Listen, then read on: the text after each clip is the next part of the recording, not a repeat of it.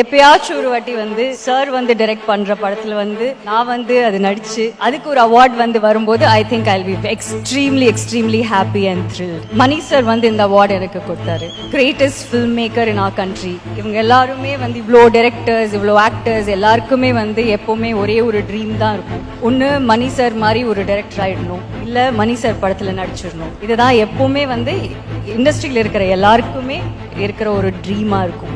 இதுக்கு முன்னாடி வந்து ஒரு ஒன்று ரெண்டு ஃபிலிம்ஸ் வந்து நாங்கள் பண்ண வேண்டியது ஆனால் பண்ண முடியல.